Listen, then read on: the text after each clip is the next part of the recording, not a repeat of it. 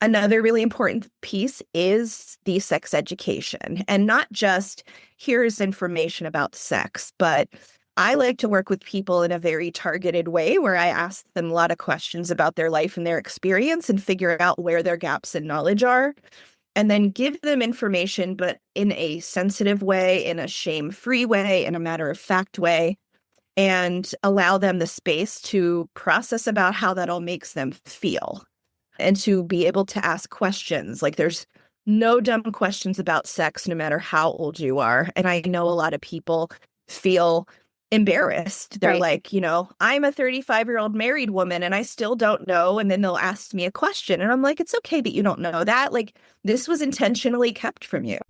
Do you want to wake up feeling like you're stepping into who you're meant to be, into the best possible version of you? What if I told you that the key to your best life, health, and happiness are all around you?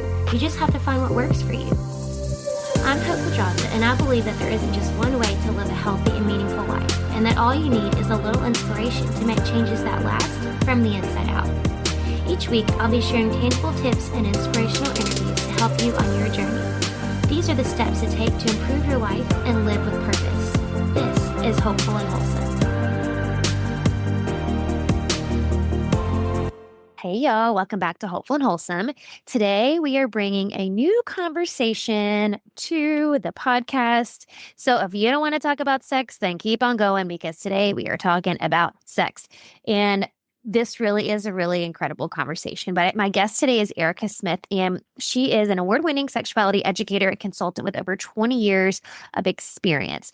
And she has worked in so many realms throughout her career. She's provided comprehensive sex education and advocacy to young women, to LGBTQ youth in the juvenile justice system in Philadelphia. She's worked in abortion care. She's supported HIV and transgender adolescents. She's worked with families. She's worked with couples. She's worked with divorcees. The girl has worked in so many different areas. And her focus really is about purity culture. And so she has this program called the Purity Culture Dropout Program, which she'll mention in the podcast. But she has worked with hundreds of people to help them learn about healthy sexuality after high control religion. And yes, we are going to talk about purity culture, but we're also just talking about sex in general, sex education, why it's important, how things such as purity culture or just lack of sex education, we're going to talk about that, has affected how women and men both experience sex. And specifically, obviously, because you're a woman listening to this podcast, we're going to talk about how it affects women specifically and how we can educate ourselves and heal from the things that have affected us. A lot of it in subconscious ways, how it affects our body image and the way we view ourselves, and perhaps there's shame around your body or around sex. There's so many things to pull out of this conversation. And I wanted to bring this conversation because it's one that hits close to home for me and my experience growing up and how sex was viewed in my household and my religion, how I grew up viewing sex. And because I've talked to so many women out there and even some of my clients, not that I'm a sex educator, but talking to some of my clients and how their upbringing affected how they view sex, their relationship with their spouse, with their partner, with their husband, and just really what that does to our relationship. So I really do think this is such an important conversation. If this is already like trigger warning for you, then just keep on going. But if you really want to have an open and honest conversation about sex and how we can change our view, our relationship with sex and how it is impacting relationships, I really encourage you to listen to this conversation because there's just a lot of eye-opening things that Erica is going to share. And I really loved this conversation with her. So let's jump in. All right, y'all. I'm here with Erica and I'm so excited to jump in. Thanks for joining us today, Erica. Thank you for having me. I'm excited to talk to you. Me too. So we have had episodes in the past talking about relationships. We have not had the sex talk here on the show. So I'm excited to bring this conversation, but I think it's going to go well at this point. By the time this goes out, it would have been a few weeks before we had a couples coaches, they're plural. Anyway, talking about relationships and all that. And so I think this goes good along the same lines. I love the perspective that you take on the sex conversation, which is why I invited you on the show. And I think that this topic affects so many couples' sex lives in such unconscious ways. And I just think it's such an important conversation to bring to light. So, first of all, let's just start like at the beginning. Yeah, Can you sure. just give us the rundown? And I'd love to hear kind of if you want to weave in kind of how you got into this. I'm sure you have your own story to share to weave into this. But what is purity culture and kind of what brought you into this line of work that this is kind of your main focus? Yeah. So lots of good, deep questions to dive right into here. When I talk about purity culture, I have a few ways that I describe it. The first is that purity culture is a system of control regarding our gender and sexuality that is strongly enforced on people, that prizes the virginity of women and sort of teaches women that they are responsible for the sexual desire and lust of others.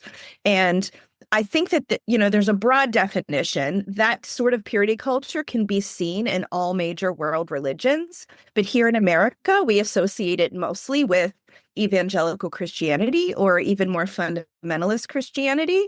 And that is because purity culture had a surge of popularity. It was a very intentional movement in the 1990s and early 2000s that came with an industry of purity rings and purity pledges and purity balls and books about how to, have a biblical sexual ethic. The book I Kissed Dating Goodbye is one of the best known examples of a purity culture book. So that is a general definition. And then the more kind of concentrated how it applies to people in the United States. And my relationship with the topic is I actually did not grow up in purity culture. It is often assumed that because I talk about it and focus on it so much that I must have experienced it myself. But I had quite a different experience. I have been a sex educator since my college days, and I'm now in my mid-40s. So I've been working as a sex educator for nearly 25 years.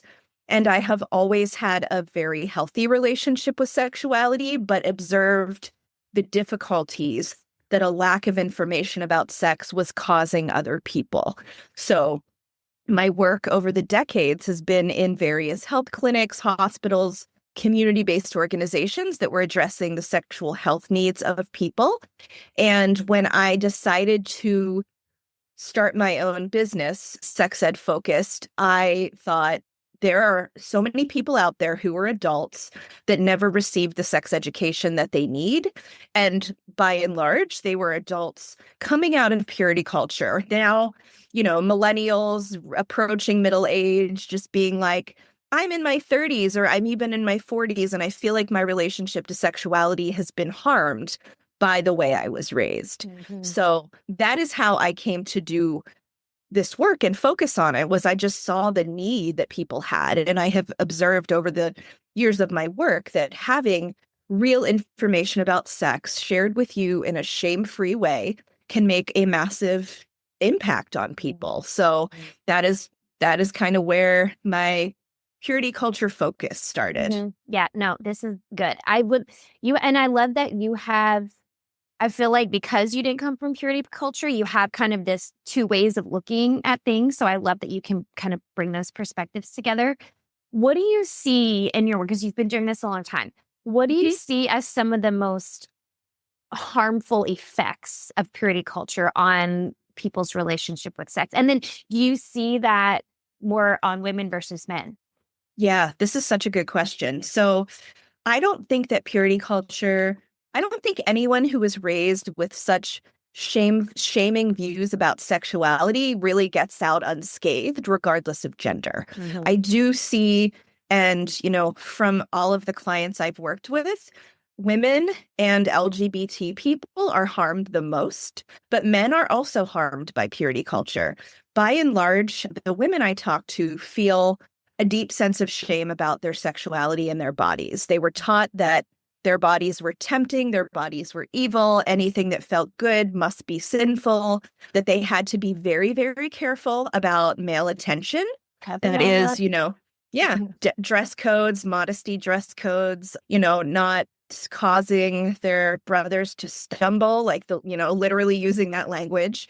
And so now it's really hard for a lot of the women I work with to even feel like their body can be a source of pleasure and to accept that sexual pleasure is enjoyable and good for them. I hear a lot from folks who did get married before ever having sex. And then once the wedding happened, they did not have the wonderful honeymoon and sex life that they were promised. Mm-hmm. The promise sort of being, if you remain pure, if you do things by the book, when you get that ring on your finger, you will turn into the wife, that your husband is hot for, and it's going to be great, and you're going to know what to do. And unfortunately, sex doesn't work that way. You need information. Mm-hmm. And one of the things that I see and hear men struggling with is they were taught that their sexual urges and impulses were so harmful to other people, and to keep a lid on their attractions, their desires. A lot of the men I work with said they were in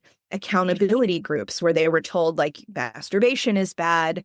And so some of them really, really struggle with how to express their attraction to women because they're so afraid that they are predators, because they were kind of raised to think of themselves as predatory. Mm-hmm. And if women are raised to think of the men as predatory, this creates such a messed up dynamic from the jump. Mm-hmm. From the get-go. Yeah. Yeah. And I always think it's interesting. So for little context, I grew up in purity culture. Like, I was a part of the whole True Love Waits thing and the purity rings and the whole thing. And I find it interesting. A friend and I were just having this conversation last month, that we go from sex is bad, don't do it, sex is bad, sex is bad, sex is bad, to like, oh, you're married, now you have to become this like sex vixen. Like, there's just a switch you turn on, and all of a sudden it's like, oh, I know. Like, that is wild to me. Yeah. Yeah. Because in order to have a good sex life, maybe if you just meet someone and the chemistry is good, you can wing it for a while. Yeah. But to have good sex requires having some fundamental knowledge about how your body works, how your partner's body works, and to know how to consent, how to receive consent, how to communicate, how to be a partner who is respectful and understanding of your own partner's boundaries and limits, and how to figure out what you like and what your limits are. And we do not equip young people with that information, especially not young people in purity culture. The stories I hear they range everywhere from run of the mill to super extreme, where folks are like, yeah, I wasn't even allowed to, read the dictionary because there were sex words in the dictionary. Mm-hmm. So like such a intentional effort to keep any mention of sexuality from young people, which results in then it seeming like the scariest thing in the world. Right. For sure. For sure. What do you think are the most important pieces? Because I know you are a big proponent of sex education. What do you think are the most important pieces that were missing, or maybe still are missing, that should be learned or, taught and learned going into, having a healthy sexuality? Yeah. So one of the first things that I like to do with clients, or encourage them to do, is develop their own personal set of ethics and values around sex. Because if you were told, these are your values because they were the church's or the community's values, it can be really hard for people once they know they don't quite believe that stuff anymore, but they don't know what they do believe. Mm-hmm. And that can be a really hard place to act from when you don't have your values clearly sort of stated, and then you can act in integrity with them. So I really encourage people to sit down and think, do I believe that sex should only happen in marriage? Do I believe that a woman's value is tied to her virginity? Do I believe that, it's shameful to fantasize or masturbate? All of these questions I think are really important to just think for yourself about, which can be really difficult, obviously for folks sort of raised in religions where you weren't allowed to ask questions or have your own gut instinct. Connecting with it can be difficult, but I think that's really important. Mm-hmm. And then another really important piece is the sex education, and not just here's information about sex, but I like to work with people in a very targeted way where I ask them a lot of questions about their life and their experience and figure out where their gaps in knowledge are, and then give them information, but in a sensitive way, in a shame-free way, in a matter-of-fact way, and allow them the space to process about how that all makes them feel and to be able to ask questions. Like, there's no dumb questions about sex, no matter how old you are. And I know a lot of people feel embarrassed. They're Right. like, I'm a 35-year-old married woman and I still don't know. And then they'll ask me a question. And I'm like, it's okay that you don't know that. Like, this was intentionally kept from you. Right. Right. Exactly. Exactly. And I think that's such a huge takeaway, because I talk about this all the time, just in terms of women's bodies, period. Like, Mhm. like, no pun intended, but like, women don't understand how their periods work. Like, a lot of Yes. us weren't taught that. We don't understand our hormonal cycle. We Mhm. don't understand just the natural hormonal rhythm and what happens. Like, a lot of us were not taught that. And I think the same thing is with sex. Whether you were in religion or not, a lot of us, we weren't given a manual, like, right? We weren't Yeah. given a manual.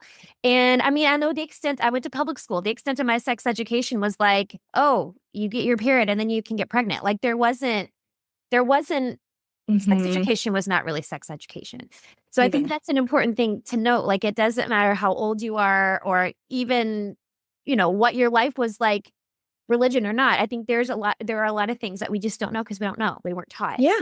Yeah. And I think the example you used of learning how your menstrual cycle works, that is so empowering, because when you understand that, then you can prevent pregnancy more effectively. You can 100%. predict your symptoms and your moods more mood, correctly. exactly. Like, Mhm. it is fascinating to be able to be like, oh, wow, this is the week I'm ovulating and I am extra into my partner this week. And Yes, like, know that yes. that's a thing. 100%.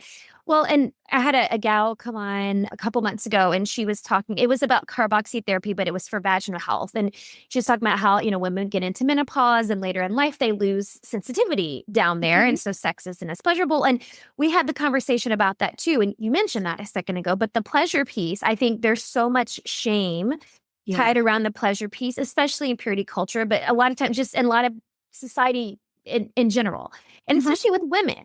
Like, we got pills for men to get erections left and right, but when we talk about women's pleasure, it's like, oh wait, it's just Yeah. for men, like that the conversation is just hasn't quite, I feel like, hasn't quite gone far enough to like, okay, women, both sexes are meant to have pleasure, right? Yeah. And it's very, a lot of the women I have talked to said that they were never even taught that masturbation was wrong, because it was assumed that girls wouldn't ever masturbate. Mm-hmm. And it was assumed that girls wouldn't fantasize and girls wouldn't, quote unquote, struggle with sexual thoughts and feelings. Because it So was when just you have, guys. yeah, it was just Mhm. guys that do Mhm. that. Right.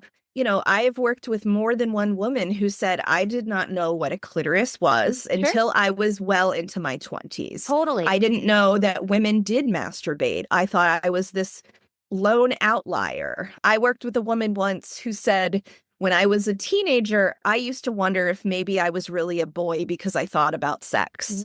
And she is not trans. She's not even remotely gender non-conforming, but she had no example of a woman being sexual, of a Right. woman feeling desire and pleasure. Yep, for sure. Well, and I think, going down a rabbit hole here, but I think there's so much generational trauma. And I mean, you look at, hundreds of years ago, like, women, the only reason you had sex with women is for the men to get pleasure and to make babies. So I think for Mhm. generations, that's the only thing sex for a woman was equated to. So there's a lot Yeah. of generational healing. I think that's still left to be done for just that part, like untangling Yeah. that. Yes, for sure. Part of what I love to help people understand is that America is a pretty repressed nation in terms of our attitudes towards sexuality. Yeah. And that in the wide world of humans, there are other examples of time periods, places, and cultures where female sexuality was not as suppressed or Yeah. feared. Correct. And so I love for people to learn about, like, yeah, like, they don't talk about women this way in this particular society, or women were, their pleasure is prioritized in this example. So the American sort of puritanical version of sex is one one take on it. Right. Yeah, but it can be really difficult for people to kind of come to terms with the fact that sex is such a natural, holistic part of our lives when you were taught that this is a very bad thing that you compartmentalize, except in marriage. And then there are more roles after that. Yeah, for sure. And I think I do like that you said that, men and women both are affected by this. I think for women, and I'm speaking for myself, but I know I've talked to people and had friends that have the same experience. It's different for women because I feel like there's other things. There's so much more attached to the sex part. Like we were talking about, what girls are not supposed to make, our Christian brothers stumble, or it's all about like cover up your body. And I know for me and a lot of my friends, like that brought up a lot of body image issues and lasted like well into, your 20s and 30s of the shame and all that attached. So there's a lot attached to that, that part of it for women. Yeah. When I get a new client, I usually ask them a lot of questions about their upbringing and the messaging they received about sex. And then if they can remember particular experiences where they were directly shamed or corrected or something.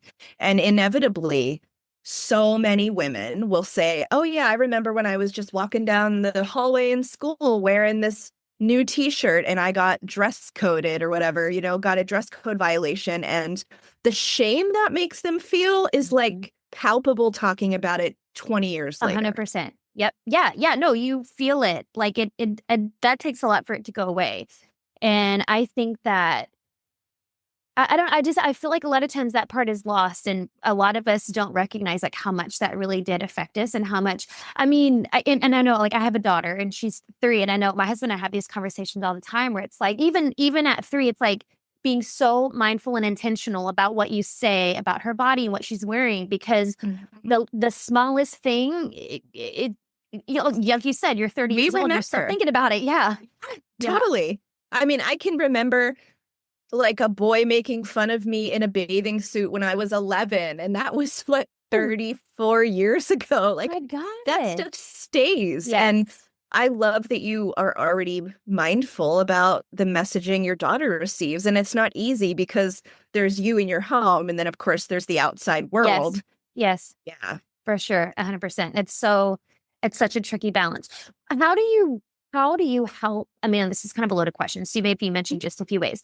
But for people that you work with that are kind of on the path to, I'm using air quotes here, like healing from this part, right? From purity culture or, whatever trauma is lingering.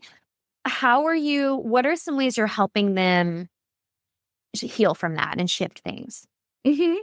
So I think it's important to say that I'm not a therapist. I'm a sex educator, and my degree is, I have a Master of Education degree. So I don't have a clinical degree. Right. There are times that I work with people where it's clear that my work in conjunction with therapy would be very helpful. And a lot of times people see me for the sex education support and coaching alongside a therapist. Because, what I do is in a different lane, and it is so specific where we're talking about sex and sex education and the things they're asking me questions that they're like, I would never ask this of anybody else. So I do, when I meet a client and I talk to them and I kind of figure out what they want, what their goals are and what they would like to achieve, then I'm able to really help them not just learn about those areas, but talk about the things that they feel the most shame about. And so many times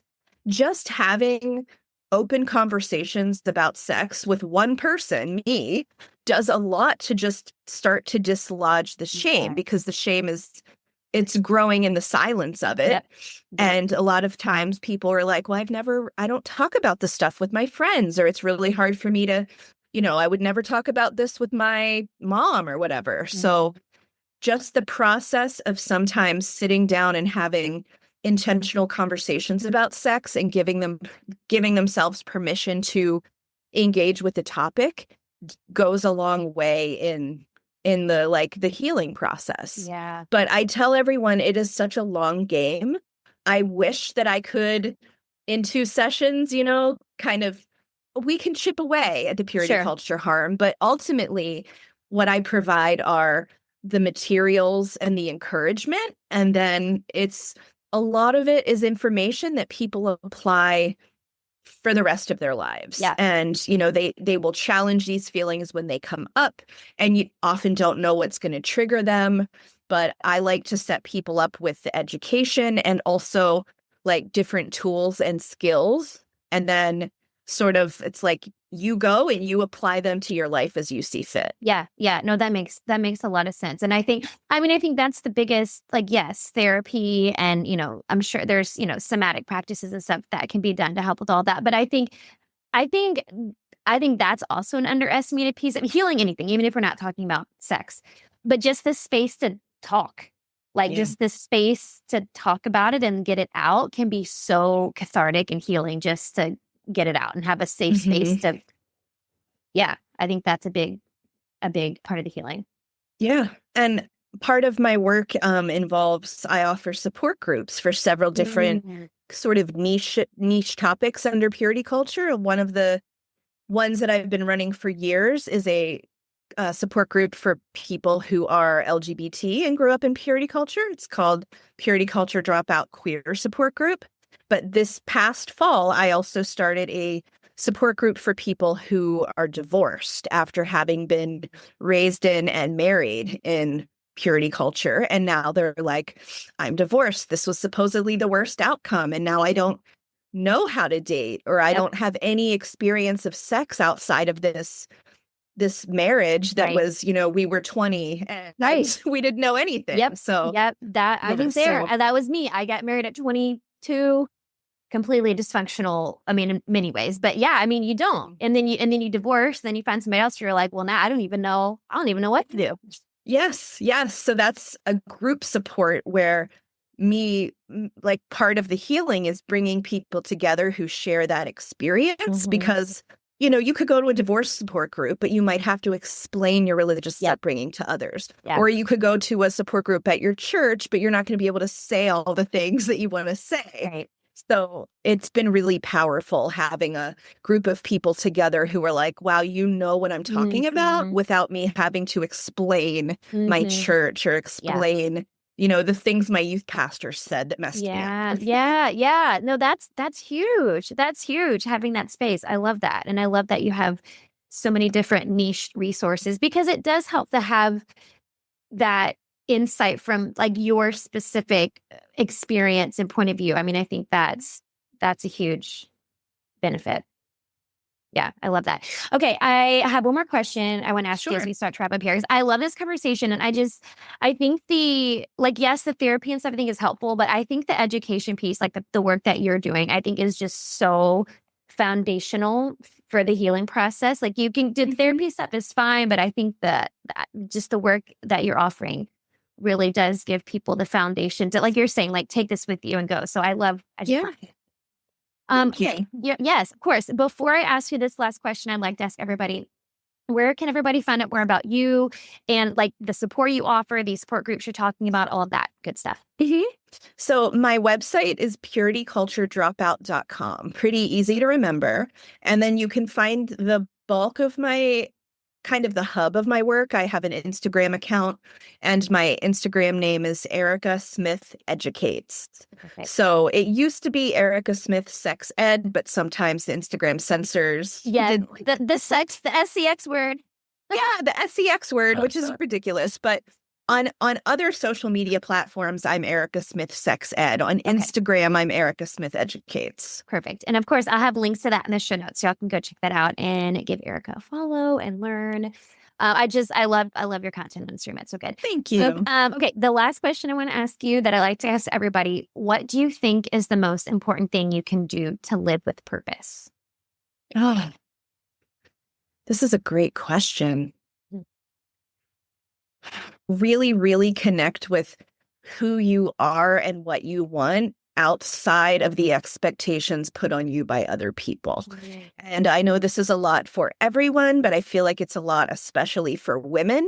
We are all raised with this idea of what we are going to be as women. And a lot of times it's mother, wife, etc. And not everybody feels deeply connected to that. Not everyone wants to do the traditional expectations, regardless of, what age you are, or all of that. I think the best way to live with purpose is to really, really allow yourself to ask the question, like, what do I actually want? And once you've identified that, that's your purpose. I love that. That's so good. I think that's great advice for any area. I love that. Like outside of other expectations and society, family norms, all of that. That's a big scary step for a lot of people to step out like that. Yes, for sure. So, yeah, I love that.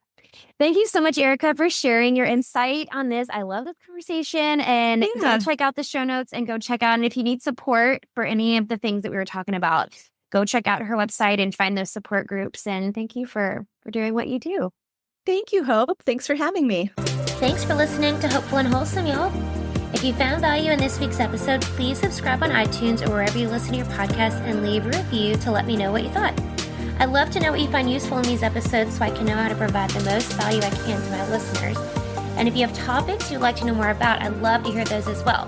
So shoot me a message on Instagram, Facebook, or LinkedIn. It's @TheHopePedraza, or you can visit my website, hopefulandwholesome.com. Thanks, y'all.